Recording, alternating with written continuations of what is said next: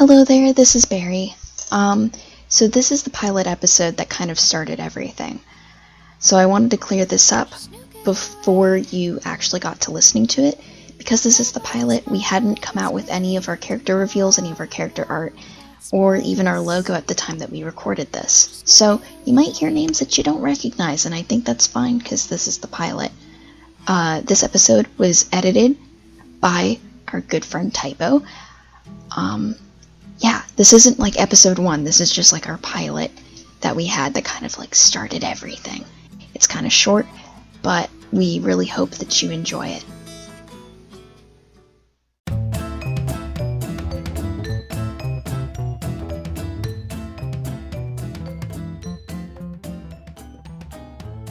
Welcome to the Nuke from Orbit podcast. I'm your host, Jasmine. Alex. I'm Ayla, your local purple putty slime Pokemon lover.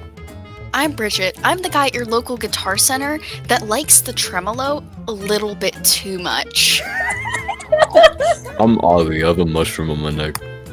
I'm Jace. I got skipped. Oh, wow. So, what are we talking about today? Today we're going to be talking about things that kids understand that adults just don't.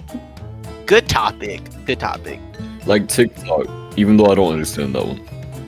I feel like I'm qualified to speak on this topic, seeing as I'm very small in stature, yet one of the oldest people in here. Bro. Y'all ever think about how laser pointers like? Oh my god, Jay! Speaking of laser pointers, this brings us to the first topic! Technology! I feel like we grew up in an age where technology was making such an advancement that people weren't ready for it. Oh, definitely. My older sister, is a millennial. She grew up when social media was first being invented. We grew up basically with social media. I knew kids in 6th grade who were getting into social media, and we're the first examples, like the test rats. Lab rats. There we go. We're like the lab rats of social media and everything in the internet age. I remember being in 2nd grade and legit them teaching us how the internet worked. Like, okay, so you want to double click Internet Explorer?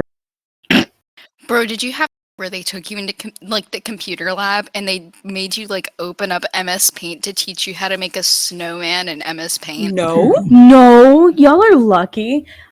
My personal take on this is we kind of experienced a lot more social through the internet than what kids have now. Because I remember, not so much social media-wise for me, but it was definitely like Club Penguin and Animal Jam. And yeah, those games are like pretty much safe and whatnot. But there's always going to be kids like me who are, if they're willing enough, will find their way through a loophole or something. And then immediately be able to get to a certain side of the internet that can lead them down super dangerous paths. Right.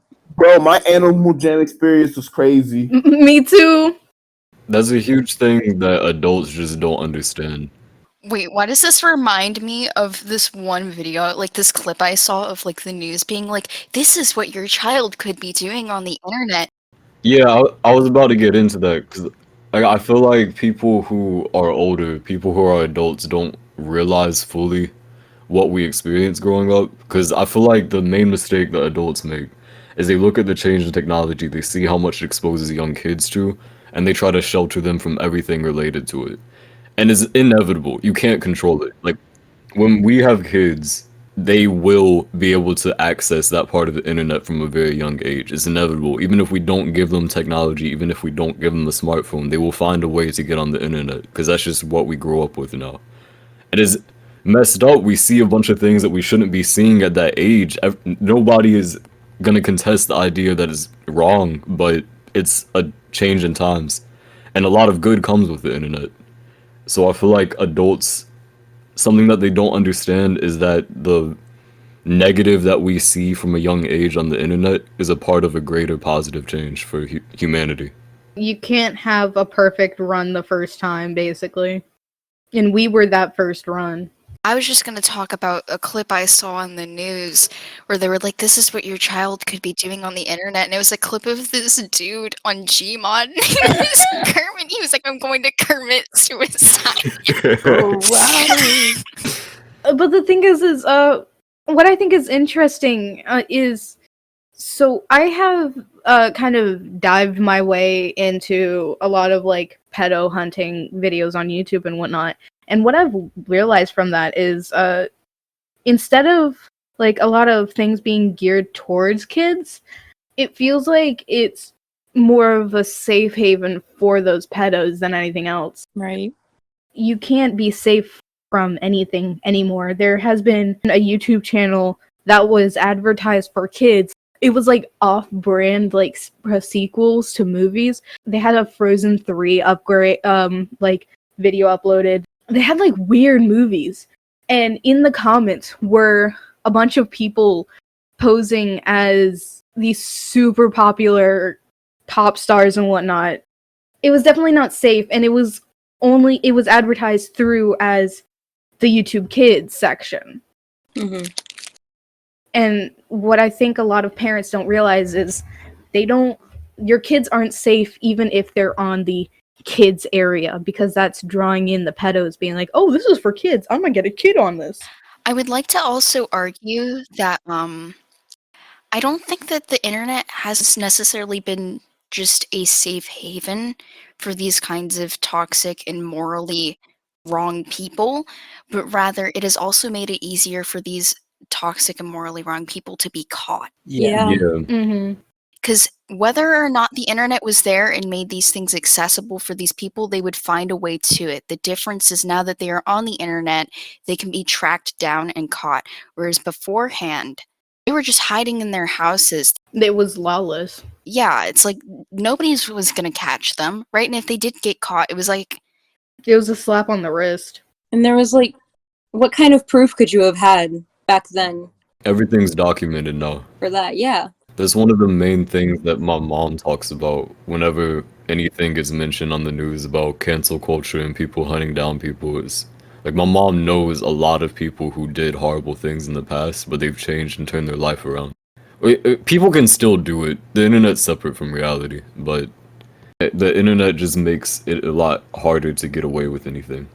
yeah. And also, I feel like on the topic of cancel culture isn't a new thing. Yeah, it's not a new thing. It isn't a new thing. There have always been people who are against people doing wrong things.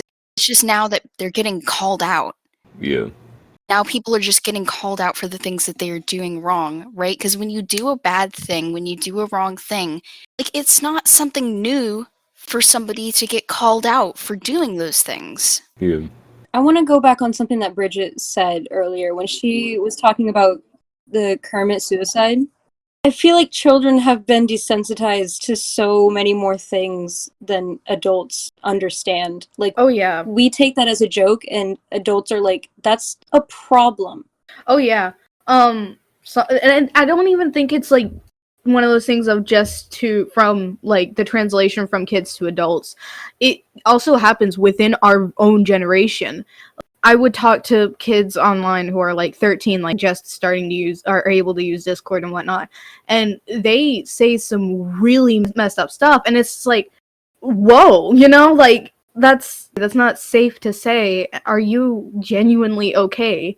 Like, there was one kid that I talked to. He would joke about some serious stuff, like things that would trigger even me, which is really hard for me to get triggered at something.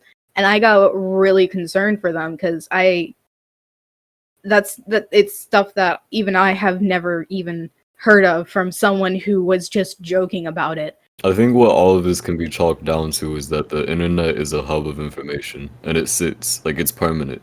Whenever you upload information to the internet, it stays there. So the internet isn't inherently a bad thing. It connects a lot of people.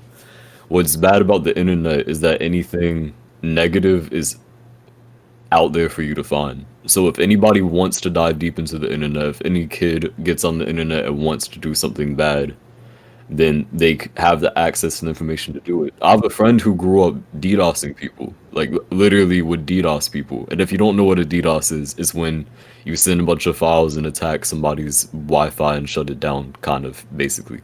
It's a general understanding. DDoS can become even more dangerous, where you can find someone's location and send a SWAT team after them. Yeah.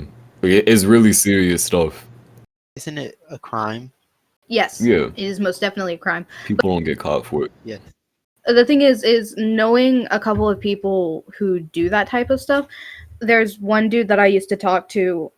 He's about our age. He's 16, and he does some serious stuff through Roblox, out of all things, which is, I think, is hilarious.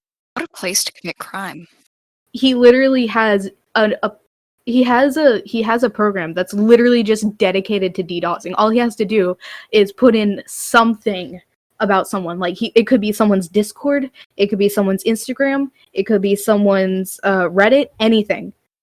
He puts it into there, clicks a button, and immediately, bam, he has all of their information. He has their phone number, their parents' phone number, their address, literally anything. And then he can also just kind of shut down their computer, turn into a Bitcoin miner, do anything with it.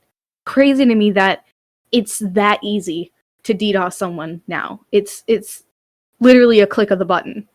One thing I think adults don't understand that we do is just privacy on the internet. Like, my mom doesn't realize when she clicks allow on that little notification at the bottom of her screen when she opens Facebook, everything that she's uploading to the internet and is able to be traced back to her. My parents don't understand internet security, even though they know it's supposed to be important, because they just have never seen truly how deep it goes and how scary it is. Yeah, the internet, it's weird because like they always preached to us, like, don't give your information out on the internet, don't do this, don't do that.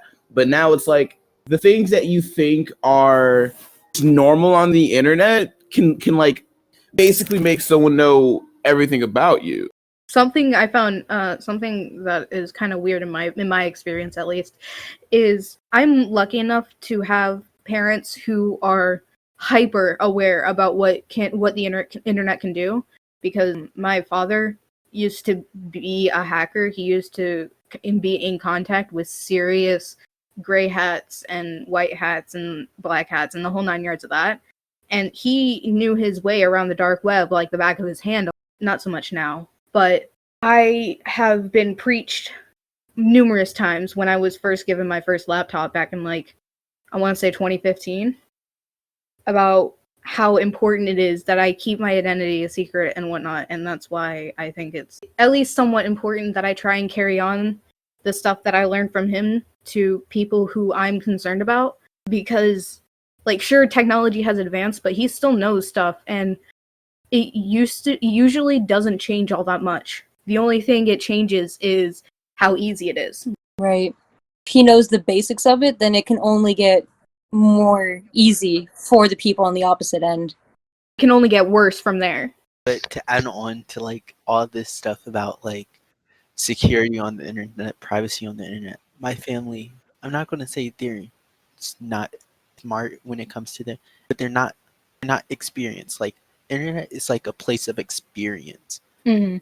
Yeah, you can go into the cool math games and stuff, but like once you really start using computers, it's like a whole different world. Like, I would be on YouTube or watching a Twitch stream, a live stream, and then like my family will come up to me and be like, "What are you doing?" And I'll usually just say like, "Oh, it's a movie," because when I say like a YouTube video, they usually think like the person can hear me, the person can see me, the person's like, kind of like invading my privacy. It's like a thing where you want to educate more people about how it works, but it's hard to because we grew up in the internet. It just makes more sense to us. Right. It's the same way as you trying to explain to us what a pager is. Like, it's just at different times. Pages were dope. So like each pager had like a phone number, and then We know what pagers are. I was just using it as an example. I feel like kind of going back to the whole, like, kids are desensitized to a lot of stuff that would be concerning to parents and even people who are a little bit older than them. I feel like the internet has a lot to do with mental health issues nowadays, especially with like social media, and you see this insurgence of kids with anxiety and depression, and it can stem to, oh, There have been people who have directly targeted me through social media, whether it be Twitter or Instagram or even Snapchat. And because of that anonymity that the people who are targeting them have, they can be big and bold about it, which can then lead them to, I'm trying to think of the word, like a narcissist complex, almost. They're invincible. They really are invincible. Yeah. Unless they know who they're talking to. Yeah. Unless they're talking to the wrong person, then. On the topic of mental health, going off of what Ayla said, where it's like we're seeing an insurgence of children and just kids on the internet with like mental health problems like anxiety and all that. I feel like it's not that it's nowadays it's more common or that there's more, but rather the environment in which people can be open about having they have more resources to identify these disorders or these conditions or these illnesses, these mental illnesses, right? Right. And in a way that's also kind of linked to the internet. It's not a thing of it's more common or anything, but more of it's more recognized. I kind of disagree with that.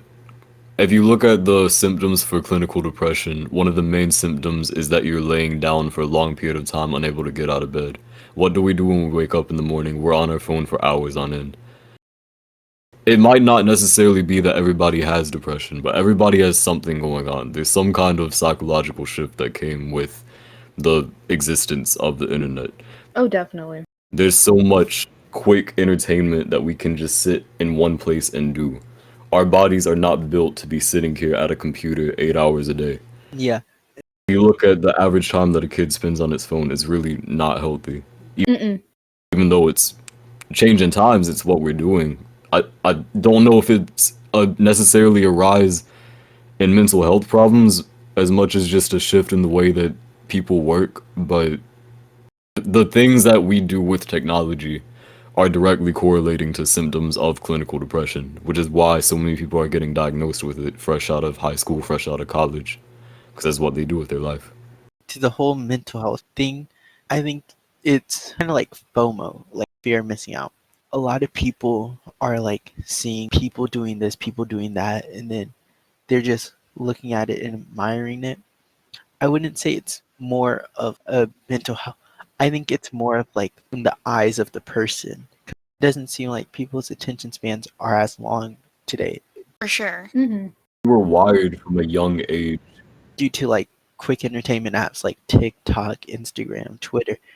And Vine, I mean, that was the whole point of Vine, was 6-second videos for our 6-second attention span. Yes, rest in peace, Vine.